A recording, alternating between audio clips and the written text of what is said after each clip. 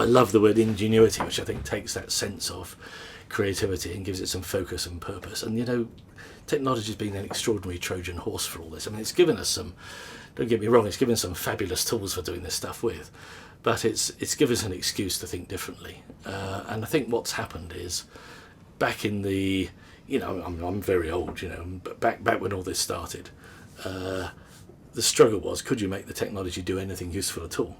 Now you can actually do anything you like with it. So the much harder question we all face is, what would you like to do? I remember showing some of the very early children's digital video work to the BBC, and they said, this is fabulous, we could broadcast this today. I said, why don't you? And now they've got a channel, you know, by children, for children.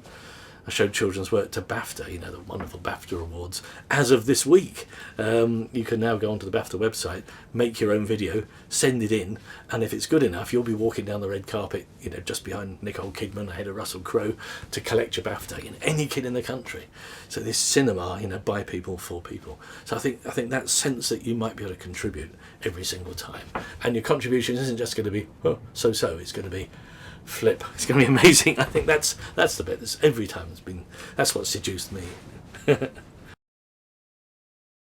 When we first started with all this stuff, a lot of it was about productivity, and there were people out there saying, let's use technology to do what we're doing already, but a bit cheaper or a bit quicker, with more children, faster, you know. Now I think people are thinking much more, what were the things that we could never do before that we can do now?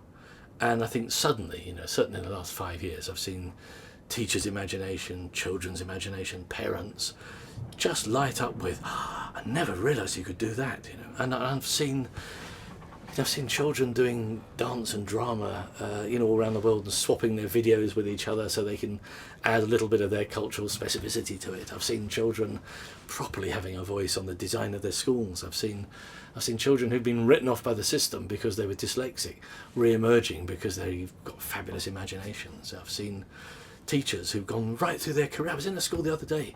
The teacher was saying, I'm supposed to retire, but I've asked him if I can stay on because this is such fun, I don't want to miss a minute of it. You know, now, we wouldn't have dreamt of that 5 years ago. You know, I've seen people dream their dreams and actually deliver on them. You know, children, teachers, parents, schools, regions.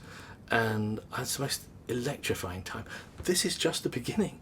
You know, we've just got to the point when we can choose what to do. Think what the next 20 years is going to be like. Golly gosh.